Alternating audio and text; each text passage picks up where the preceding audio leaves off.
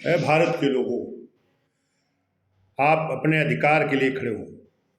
जब पहले तलवारों का युग था, बाहुबली का युग था, जब देश में बुद्धिज्म के लोगों को या मूल निवासियों को कैसे उनको डिस्टर्ब किया जाए, कैसे उनको आपस में बांटा जाए, उस तरह की व्यवस्था किया और पीछे झाड़ू आगे मटकी का एक कंसेप्ट लाए जो अध्यादेश जारी करके उसे लागू किया।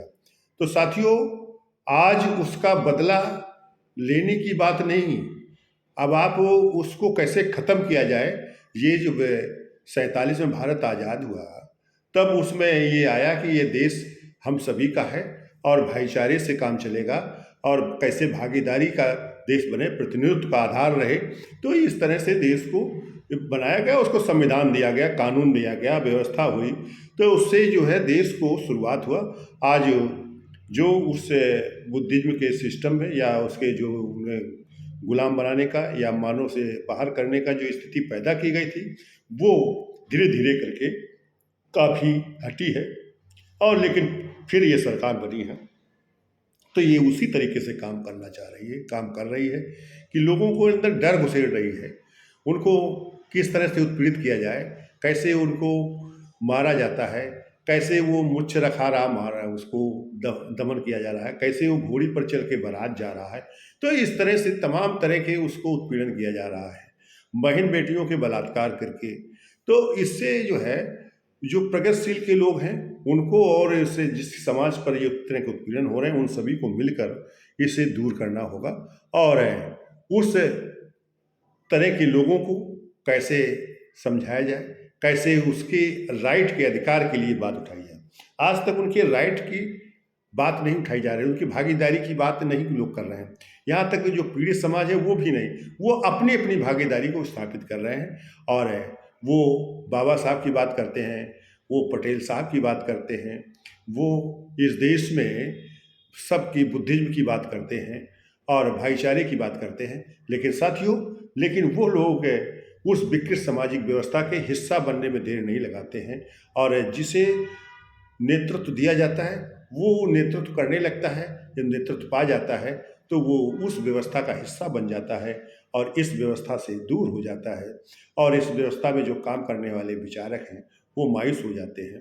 तो आज की स्थिति ये साफ साफ कहती है कि अगर ब्राह्मण भारत छोड़ो और आरएसएस का घेराव कि भारत से बाहर जाओ और तुम्हारे इस तरह की व्यवस्था का यहाँ कोई काम नहीं है, तो फिर लोगों को उनको भी समझ आना चाहिए कि आज ये बात अगर उठी है, कल वो बात उठी थी जब ये मूल निवासियों को आपने गुलाम बनाया, उनके पीछे झाड़ू आगे मटकी का कंसेप्ट लाए, इतना अछूत बना दिया। आज अछूतपन तो खत्म नहीं हुआ है। आज जो है एक नया भ्रष्टाचारी के रूप में पहचाना जाएगा ब्राह्मण और आरएसएस को मानने वाले लोग भी उसी तरह घेरे में आएंगे। तो इस तरह से एक समाज को और डैमेज करने की जो बात चली है, तो मैं सभी से, वैसे तो ये जो समाज बहुजन समाज जिसे कहते हो उनको तो बड़ा अच्छा लगेगा और लेकिन ये अच्छा थोड़ी देर के लिए है। जब इस तरह का डिस्टर्ब होगा, जब अछूत बना था तब कितनी परेशानी हुई, एक समाज बट गया और समाज पूरा देश गुलाम हो गया, आज टुकड़ों टुकड़ों में बट गया था। तो ये फिर से क्या टुकड़ों टुकड़ों में बटेगा, क्या ये फिर से गुलाम बनेगा? इस बात को बड़े बड़े जो विद्वान हैं जो उस थीम को चला रहे हैं उनको इस बात पर चिंतन करना होगा और हमें हर व्यक्ति को रोजगार से जोड़ना होगा, हर व्यक्ति को शिक्षा का महत्व बताना होगा, शिक्षित करना होगा। हमें उन पर हो रहे उत्पीड़न अन्याय अत्याचार को कैसे रोका जाए, ये इस पर एक रास्ता निकालना होगा।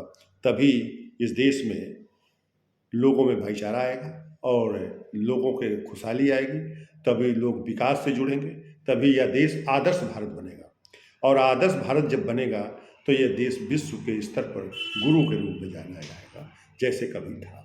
तो ये इसमें बहुत बड़ा खर्च नहीं है, ना कभी से बड़ा कोई मेहनत है इसमें। ये आसान काम है कि जो पूंजी स्टोर कर रहे हैं पूंजीपति का खात्मा होगा और पूंजीपति एक कोऑपरेटिव सिस्टम से काम करेगा।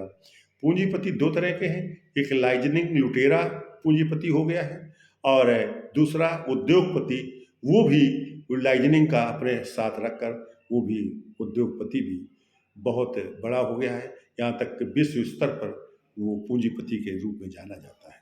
तो ये सब चीज़ों को सामने रख कर देखना होगा कि अगर कोऑपरेटिव सिस्टम से काम किया जाए तो ये देश में बहुत लोग काम पा जाएंगे और हर व्यक्ति खुशहाल होगा। उसको जो बेरोजगारी का मामला है ये खत्म हो जाएगा। तो इसको हमें करना होगा, ये कि देश का एक स्वरूप है या आदर्श देश का एक रूप बनेगा, तभी यह देश मजबूत हो सकता है। धन्यवाद साथियों। जय भीम, जय भारत। धन्यवाद साथियों।